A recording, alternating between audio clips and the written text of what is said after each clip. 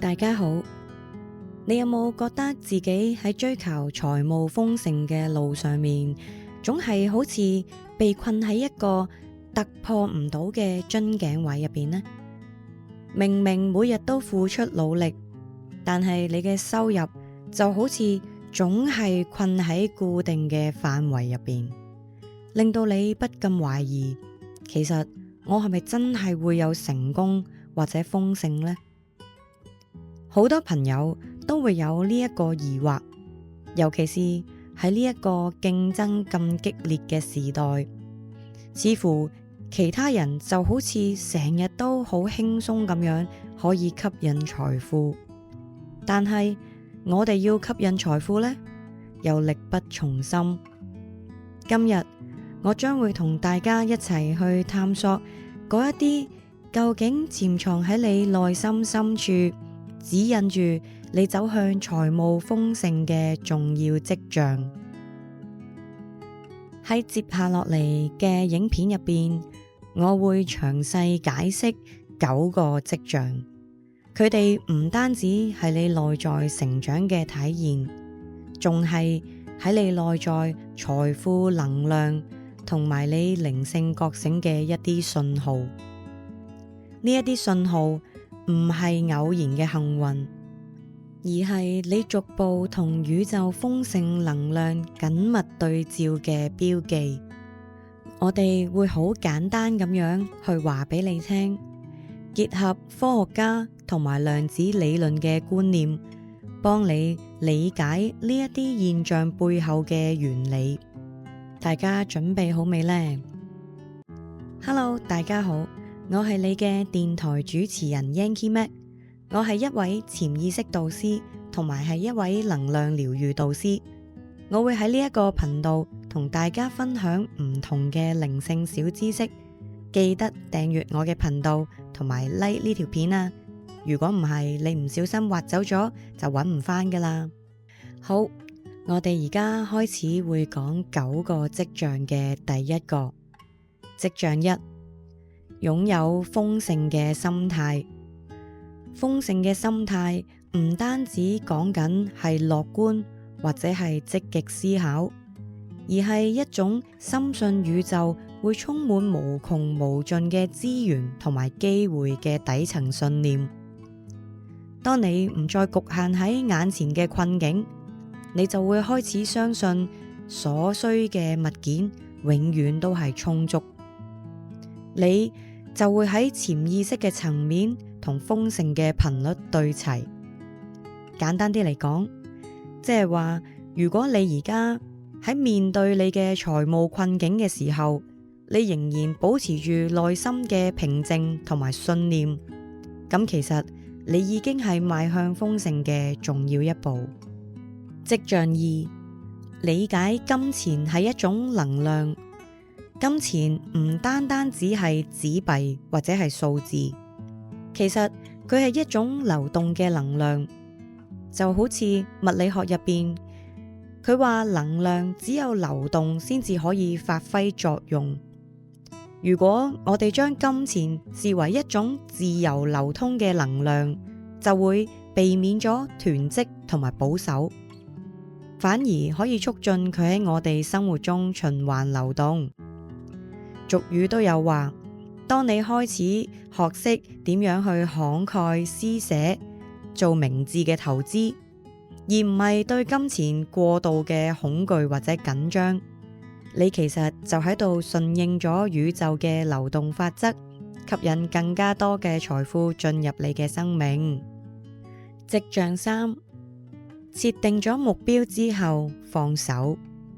喺追求財務自由嘅過程入邊，設定一個明確嘅目標相當重要。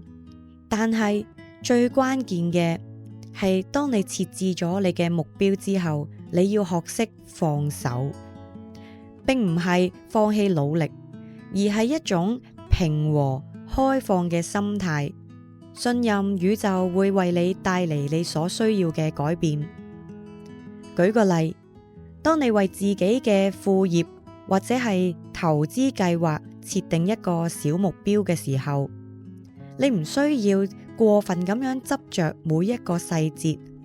而係應該要安心於你當下嘅行動，而且呢，亦都接受變化帶嚟嘅可能性。呢一種放手嘅心態，其實係可以減少你嘅焦慮，反而呢，更容易會吸引一啲正向嘅結果。跡象四，頻繁咁樣見到數字9。9係代表九運能量嘅數字。喺八運嘅時候，其實8就係代表住財富豐盛同埋能量平衡。但係當我哋而家進入九運嘅時候，9就會係我哋能量最大嘅數字。所以如果我哋用多啲9呢個數字，或者我哋成日都見到9呢個數字，就好似接收到宇宙對你嘅鼓勵信息，而且宇宙亦都係提你要保持住積極嘅心態同埋目標，咁樣財富豐盛先會嚟你嗰度㗎。跡象5，能夠區分需要同埋慾望，區分真正嘅需求同埋單純嘅慾望，係財務智慧入邊最重要嘅體現。基本嘅生活需求同埋昂貴嘅奢侈品之間，其實係需要明確咁樣劃分。只有你可以理性咁樣安排收入，優先照顧基本需求，再將多餘嘅資金投入到投資或者儲蓄嘅時候，你嘅財務狀況先會有望可以穩健改善。我可以舉一個我曾經有個朋友嘅例子。我嘅朋友曾經佢成日都會好衝動消費，佢覺得一定要買最新款嘅手機，或者係一定要去一啲好奢侈嘅旅行，先至係生活嘅必需品。後嚟佢因為財務嘅問題，佢就開始學識咗認真咁樣制定佢嘅預算計劃，然後佢明確咁樣區分乜嘢係必需品，乜嘢係非必需品。結果佢唔單止大幅減少咗不必要嘅支出，仲成功為佢未來投資賺咗好多好多嘅資金，然後到而家嘅佢已經實現咗財務自由呢一個情況啦。跡象6，喺重要日期收到禮物。另一個跡象呢，就係當你喺生活入邊嗰啲好特殊意義嘅日子，例如係新月、滿月或者你生日嘅時候，意外咁樣收到一啲禮物或者係獎金。呢啲嘅禮物其實都係代表住宇宙用緊某一種方式去支持你嘅財務，亦都預示住新嘅機會即將會來臨。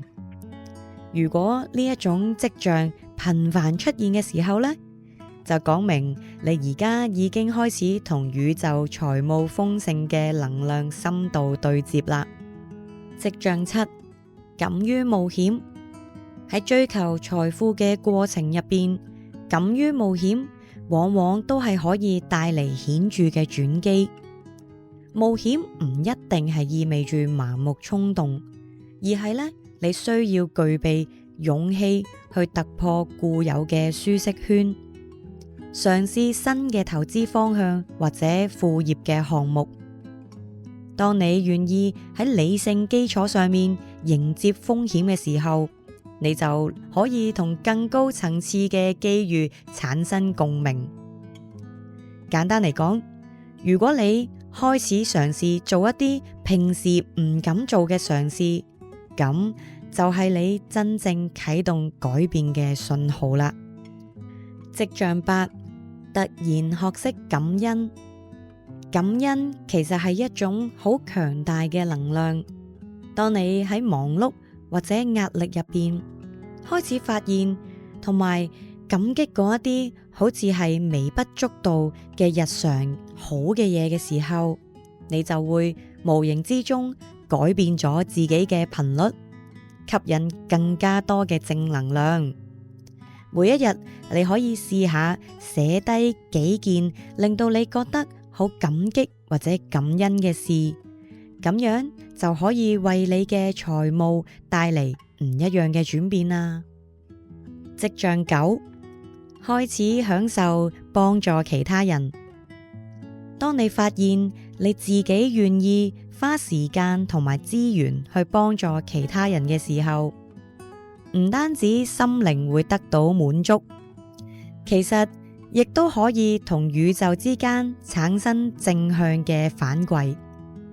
無論係經濟援助，或者係通過分享經驗幫助其他人，其實都可能會成為你財務豐盛嘅重要一環。簡單啲理解，幫助其他人嘅行為會刺激一種反循環嘅正能量，等你可以喺未來嘅日子獲得更加多意想不到嘅回報。總結，同宇宙共振，先至可以迎接更加多嘅財務豐盛。以上9個跡象分別係由心態、金錢能量嘅理解、目標設置同埋要放手、符號暗示、理性消費、意外財富、冒險勇氣、感恩之心同埋助人為樂等等嘅角度，揭示咗其實你內在嘅靈性覺醒同財富嘅潛力，佢哋係息息相關嘅。記住，每一步嘅成長都唔單止係淨係物質上面嘅累積，